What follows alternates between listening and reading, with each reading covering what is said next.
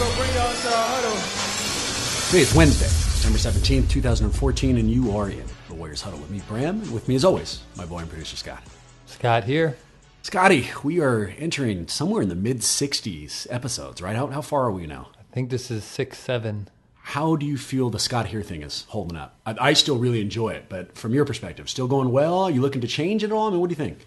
I've thought about changing it, surprise you one day, and one day I will. Are you gonna... I'm giving you the heads up that there will be a surprise. Can you run us through any options you're currently considering? Or... No, absolutely not. Okay, but do you have a few options? You just want to keep them in pocket? Yeah. Oh, yeah. I can't tell you how fired up I am to hear whatever the hell it is. I'll keep a heads up. Hopefully the rest of the listeners will as well. We got a bunch of stuff to talk about today. Before we do, a couple show notes.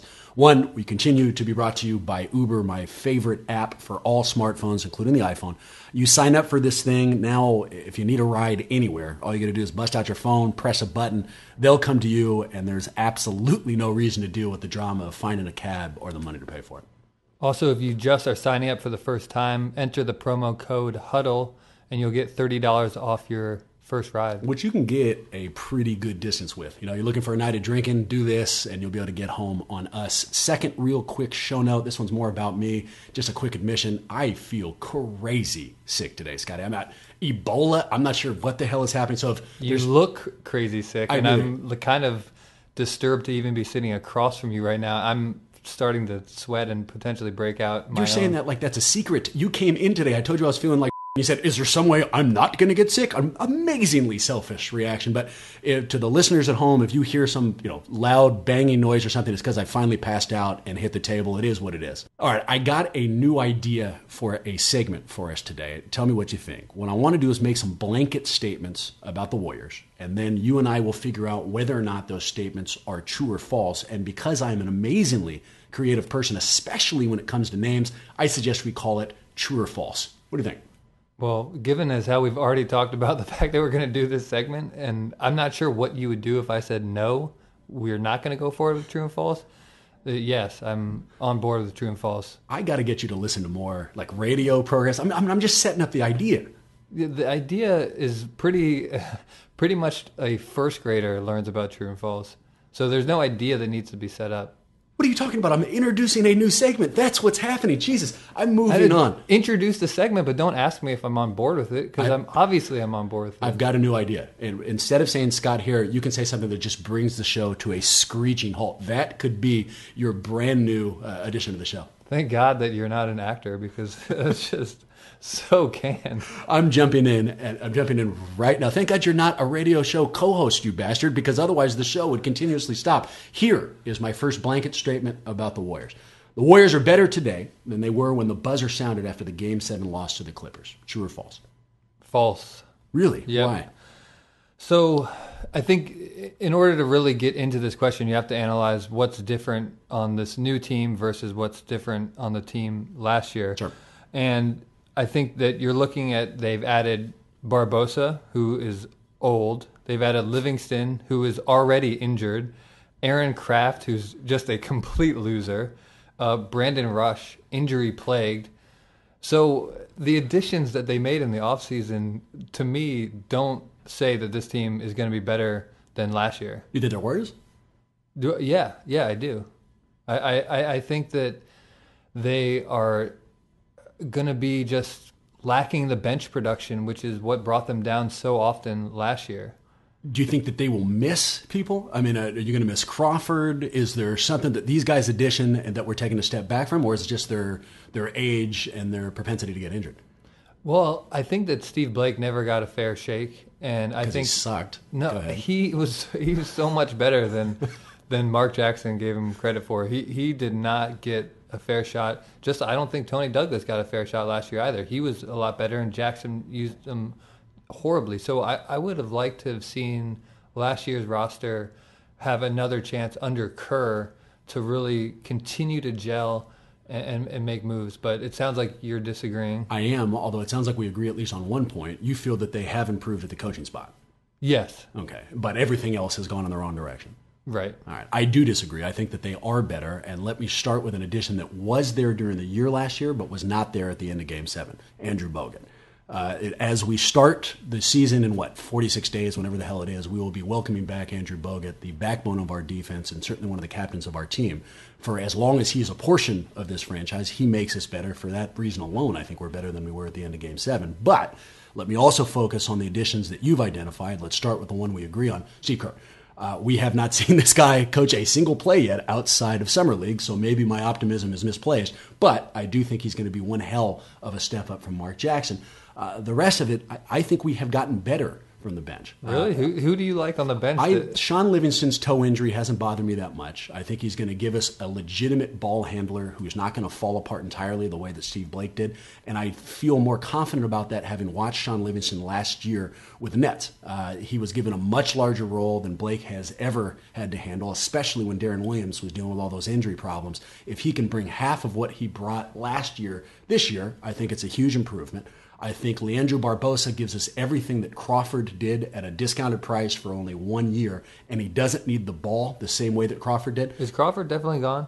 I think so, yeah. I think he is definitely off the squad. I mean, I'm not sure if he's signed somewhere else, but I think we know for sure he's not going to be a part of this roster. So I think we've gotten better there. And it's possible this is nostalgia speaking. I really liked Brandon Rush before the injury. I haven't watched him at all since the injury. If he is close to the talent he was when he was still on a Golden State roster before the disability knocked him out, I do think our bench has gotten a lot better. So, what about losing Jermaine O'Neal? I mean, I guess he hasn't decided one way or the other, but I think signs have pointed to the fact that he's not going to be around. Yeah, I won't paint such a rosy picture that I'm happy about him leaving. We found out he was a phenomenal locker room presence, gave us some pretty big defensive plays last year, including my favorite play of the year when he tossed smug-faced Chandler Parsons the hell out of the key.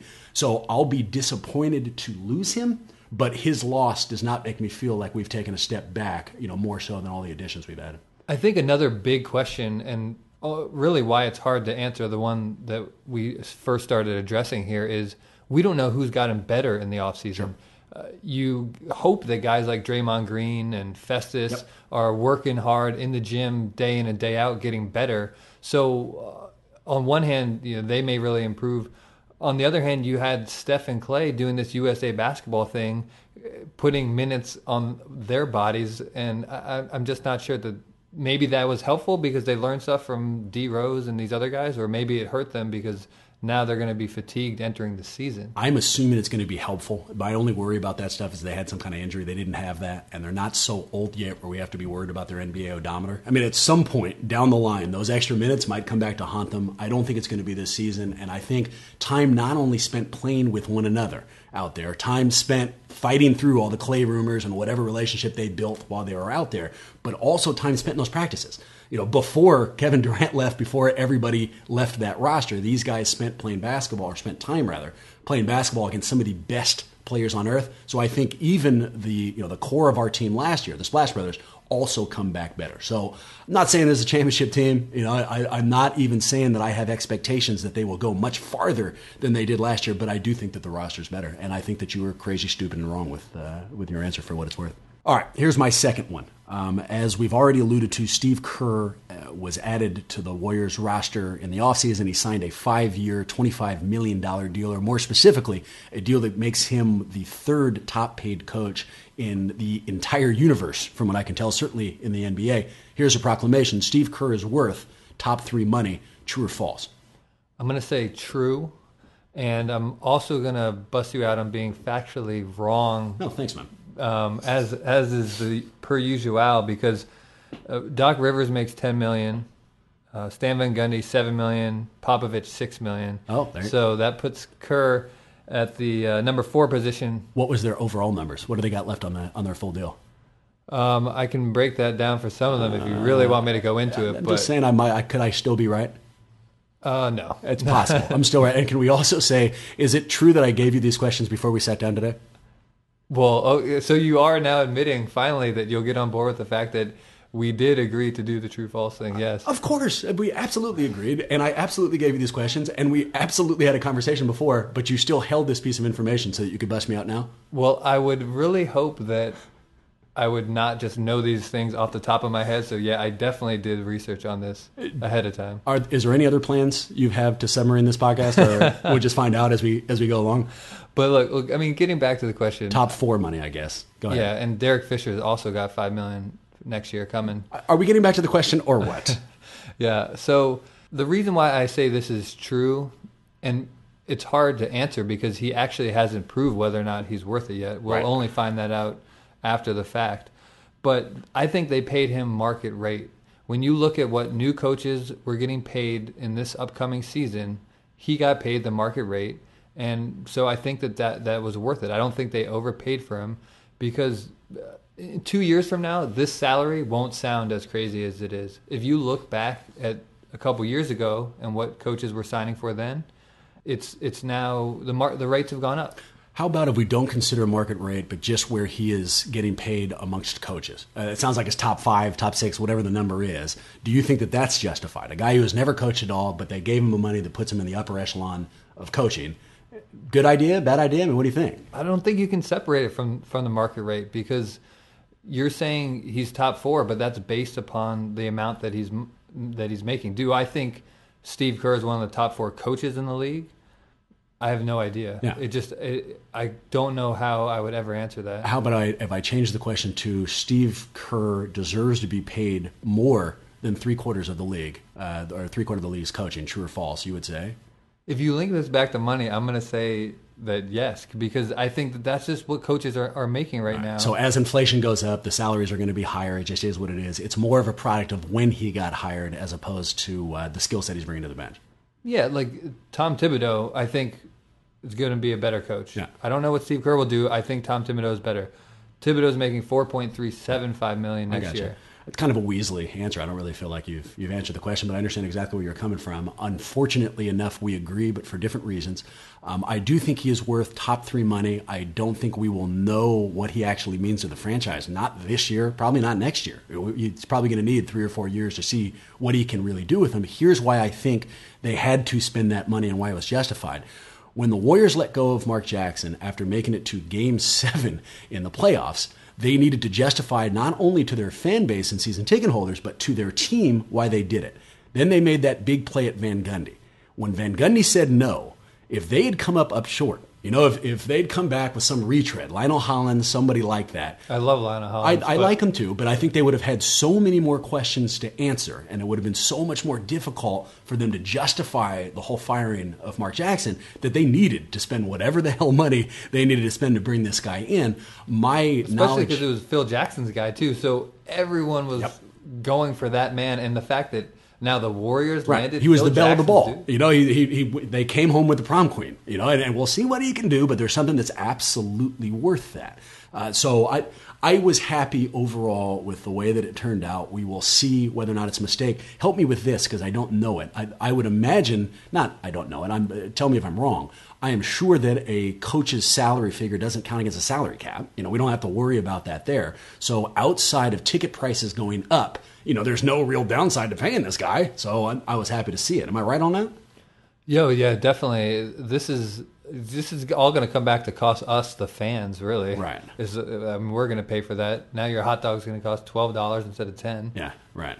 Well, if they're winning championships behind Kerr, I'll be willing to go through that. If not, you'll hear me bitching later on. All right, let me give you another proclamation, but this is more self-serving than it is anything else, which is pretty much true for anything I say on this damn podcast. Social situation, and I apologize for it, but I need you to help me settle an argument. I've had a friend for years and years, love his company. We see each other all the time, but he does this move that just drives me crazy, Scotty. He'll come by, let's say he brings 6 beers. Through the course of the afternoon, we will drink, 3 of his beers. We'll have other beers going, but there'll still be 3 beers of his left.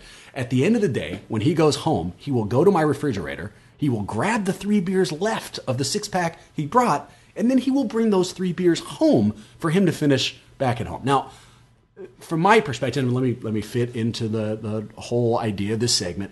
True or false, that is a socially acceptable move. And let me jump in first on this one if you don't mind. Hell no, that's not socially acceptable. If you bring a bottle of vodka or something, if it's hard alcohol, okay, you might bring that back. But beers, I'm saying bull. Are these nice beers or are these nice, expensive beers? Okay. Well, I agree that it's not socially acceptable, but I applaud this guy for just having the balls to do something like that and just completely shun society. He's not going to follow your script, Bram.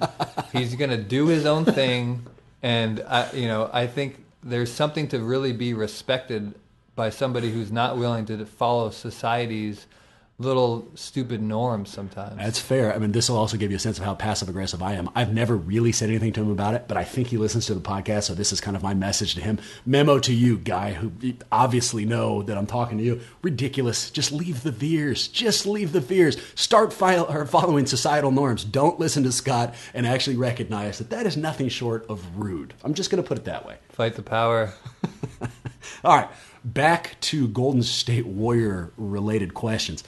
There's been a ton of rumors, not totally unexpected, that once the Warriors find their way back to San Francisco in 2017, 2018, they are going to change their name. So after years of being in Oakland and calling themselves the Golden State Warriors, they're now going to be known as the San Francisco Warriors. Here is my question. East Bay fans, Oakland residents specifically, should not be angry that the team is considering changing their name to the San Francisco Warriors. True or false? I can't tell anyone how they should or shouldn't feel. Would this piss you off if you're an East Bay resident? I think you need to get on board with it because it's happening, and the San Francisco Warriors they've got historical connotations there that your question kind of leaves it out, that you make it seem like this is something that just came out of the blue. The team played in San Francisco and was called the San Francisco Warriors from 1962 to 71, and there's some pretty good history associated with that era. They played in the Cow Palace, and I think they should play at least one game a season in the Cow Palace, just as a nice throwback tip of the hat. It's a random addition, but okay. And if you look back at the time when they were called the San Francisco Warriors, they had Wilt Chamberlain, went to the finals in 1964, ended up losing to the Celtics.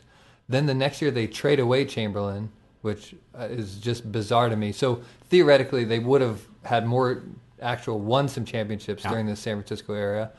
They draft Rick Barry during the time that they're called San Francisco Warriors, and he brings them to a NBA Finals, which they end up losing, and then they don't pay him the money, and he goes away for a couple of years only to come back and then eventually win a championship. Is this dissertation going anywhere? Ultimately, you're going to bring this back? Why should I not be pissed as an East Bay resident that these bastards are changing the name?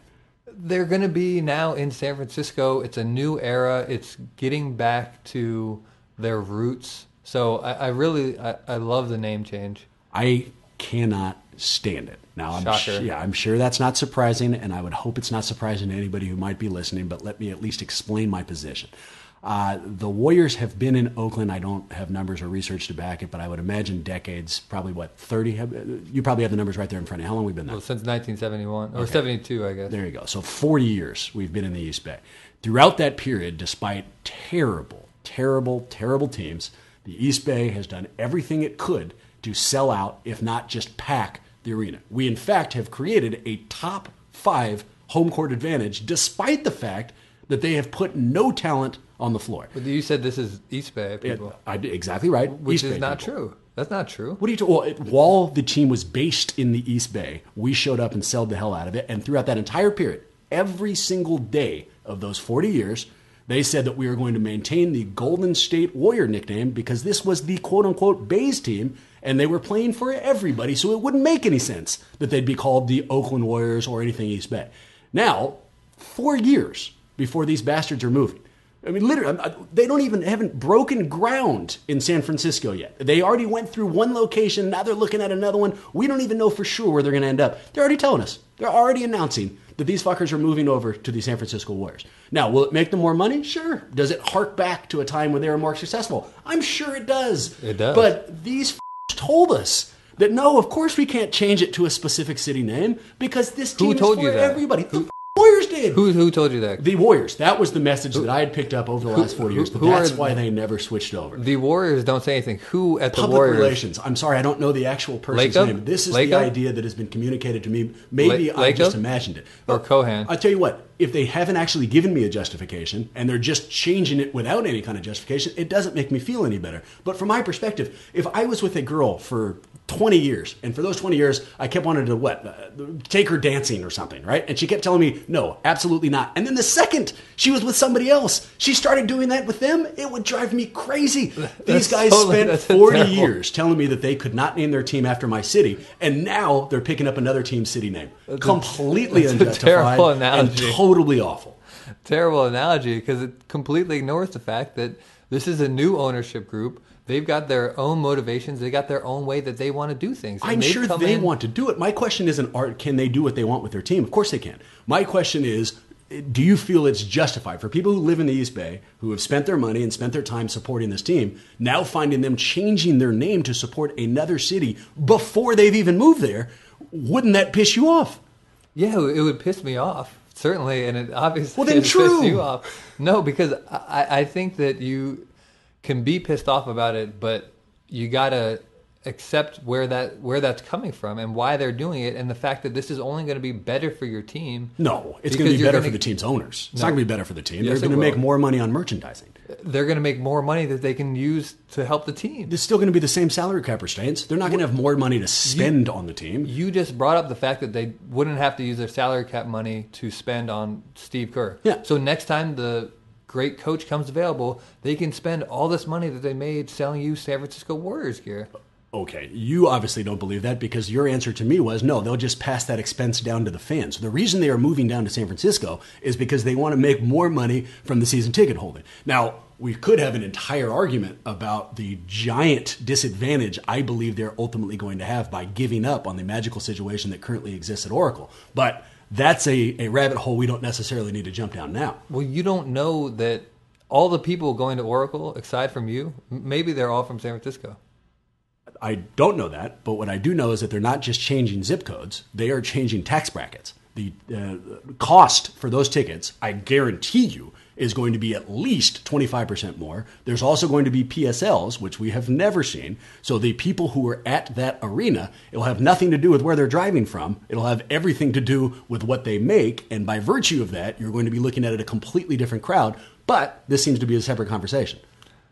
Maybe it is, maybe it isn't. But I do think that I'm glad they gave you 4 years to kind of slowly get transition to the Warriors being called San Francisco Warriors, because you, and it's probably true for other fans, are going to need that ramp up time to get on board with it. I think that's fair. If there are other angry East Bay fans out there, please hit us up on email, because I'd love to share these with Scotty. You can show the passion that we're going to be losing. And if you are San Francisco residents who are fired up. Yeah, if you are a San Francisco resident out there and you'd like to tell us about it, don't. Go ahead and keep that in your pocket. Here's my next one for you, man. Steph has been really elevated, I feel like, in the offseason. You know, we are now mentioning him in the conversation like top 5 players. I don't know if it was the Olympics. I don't know if it was just his coming out party during the international play during the offseason World Cup. But for whatever reason, this guy seems to be considered a true superstar. Now, here's my question for you. Do you think Steph can be the best player on a championship team? Or I guess to keep within the rubric of what we've been doing, Steph can be the best player in a championship team, true or false? I'd say true. And I think that it's because you can have one season where everything works out perfectly and you make it to the championship and you win the championship. Yeah. And it doesn't necessarily mean that you're going to be this contender year after year or win back-to-back championships. I feel a Detroit reference coming. So I would like to reference the 2004 Pistons, because that was a team that had a starting lineup of Chauncey Billups, Rasheed Wallace, Ben Wallace, Rip Hamilton, and Tayshaun Prince. Who's their best player? And Curry's better than all of those guys. Yep. So if that team won a championship in 2004 without a guy like Curry, then you definitely could have a team with Curry on it win the championship. And you look at that Detroit team; they came in the third best team in the East to that playoffs, sure. And they won it. That's one over L.A.? What was the championship? Yeah. They won LA 5 games. I agree with you, and it sounds like for almost the exact same reasons. I don't think he's the type of best player on a championship team that we associate with the other superstars in this league. He's not Kevin Durant. He's not LeBron James. You don't put him on a team, surround him by pseudo-good players, roll the dice, and assume you have a shot. But he is the kind of singular talent that if you get the exact right pieces around him, they can pull out a championship if all he has to do really is provide on the offensive end. Stupid example, Joakim Noah. If they brought in Joakim Noah to this team, Steph would still be better than him, but we would also address all of Steph's shortcomings. We'd have an amazing defensive guy who could also help, protect the rim and get those rebounds. And suddenly we're a championship team that Steph is still the best player on, but I don't think he will ever be the kind of transcendent talent where we don't need other really good players to back him. But why is that? Is it because of his size? Or he can't play defense? I think it's those two things combined, probably. That all of his impact really finds its way on one side of the floor. He probably can score with the best of them. You and I have talked about it. Is he as good of a scorer as LeBron? But the comparisons to LeBron stop there, right? He's not the rebounder that he is. He's not the defender that he is. We haven't even necessarily seen that he's the team leader that LeBron is. So there are some shortcomings. And I'll tell you what, I felt weird about answering this question. I really wasn't sure, and I'm not sure now. I don't know. My example is a ridiculous one. They're not going to bring in Joakim Noah. They don't have the money to do it. So I don't know how lucky they would have to get as far as roster building to put something around this guy where they could actually win a championship. But compare him to a guy like Nash, who I think maybe that's the most upside for Curry, a guy who's won 2 MVPs, controlled the team, controlled the offense, reliability on defense. Never won a championship. Right, Phoenix was always one player away. You got to figure that the Bob Myers, the brain trust over at Golden State, it agrees with us. Because they had this shot presumably to go after Kevin Love, and you could make an argument that Kevin Love is better, and they decided no, we're fine. We can stand pat. We don't need to necessarily add another superstar right now. So we can probably infer that they think that this guy can anchor a championship team, and apparently I do agree with them, but I don't feel real solid about that. And he is still young, and so he's going to develop, I think, in ways that we don't even foresee yet. Yeah. Because I do think one issue right now is the way that teams play him so physically that they can take him out of the offense. I'll tell you what terrifies me. Look at that series against the Clippers. When push came to shove and Steph was our main option, we gave him the ball and backed away, which essentially was all of Mark Jackson's offense. There were moments when he was not breaking through. Was it game 3, I think, that ended in that last second shot that we all felt he got fouled on. But either way, did get fouled. He probably got fouled. But either way, it was if he is the type of player that we're currently talking about, we shouldn't have to rely on a foul. Right. You don't hear guys like LeBron and KD relying on foul calls. Yeah. So I guess hopefully he will develop, and we will see. I love Steph as a player, but it sounds like I've almost talked myself out of my own answer. I think it might be closer to no now. Well, I'm sticking with mine because I have sweet, sweet memories of 2004. Last one. This team, as currently constructed, can win a championship. True or false? I'm going to say false, and gosh, ending on a downer here. Wow. I don't know. I want to say true just to keep hope alive, and we're in the part of the season which is the preseason. Meaning, we have the most hope possible right now. Optimism time. We all have a shot. We're all undefeated right now. As a fan who's rooted for many teams that are just perennially terrible, this is always the best time of the season because I think about the infinite possibilities out there. So it's hard for me to say that, no, this team can't win a championship. But I do think that they got worse than last year. I don't necessarily think that teams in the West got any better because I don't think Oklahoma did very much. San Antonio is just another year older. So I think they're going to be right there. I agree with you. First, let me say, just to inject a little bit of optimism, it is amazing how far this franchise has come. You said before this is when we were all optimistic. 5-6 years ago, I would have already been looking at next year's draft as a Warrior fan right now because I knew that we didn't have any shot at all. So that we can honestly have this conversation shows where they've come from and certainly shows that there's a reason to believe that they will have that shot in the future. Right now, I don't think so. And I don't think so for multiple reasons, but maybe the most important of which is the timing. You know, that there's NBA history is littered with phenomenal teams who became phenomenal at the wrong time. You know, you can look at John Stockton and Karl Malone. You can look at the Cleveland team with like Mark Price and Brad Daugherty. Both of those guys had the similar problem. They ran into Michael Jordan. You know, and we find ourselves right now in an era that is not only filled with two phenomenal superstars in LeBron James and Kevin Durant, but also a loaded Western Conference that seems to only be getting better. You know, I mean, well, that's where I disagree. I don't think that the Western Conference is necessarily getting better. I think Dallas got a lot better. I think Denver you have to worry about now. I mean, I don't think we have a guarantee, and so it's less of a shot at the Warriors as much as it's a shot at the exact path they'd have to go through. These guys need another player. As much as I like the bench, as much as I gushed about them before, they need another option down there. We need a low post scorer. There's other things this team is still missing. I think certainly they're a 50-win team. I think that they'll probably be around the 4 seed, but I don't think that they're a legitimate title contender.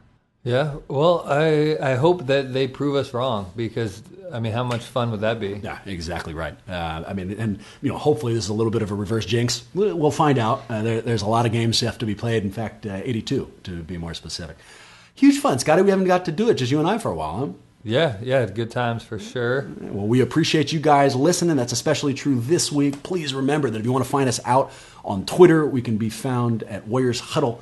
Our email still remains warriorshuddle@gmail.com. The website is warriorsworld.net. And if you want to check us out, you can find us on a couple of places.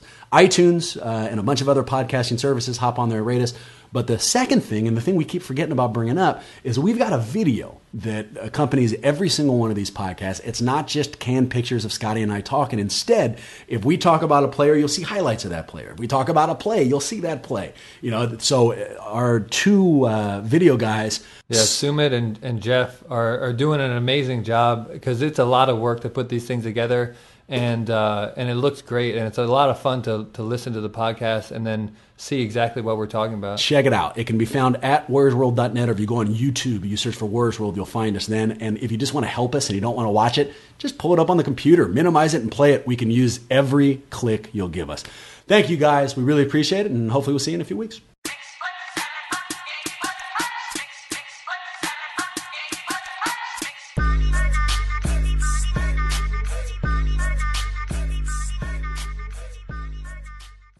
Good.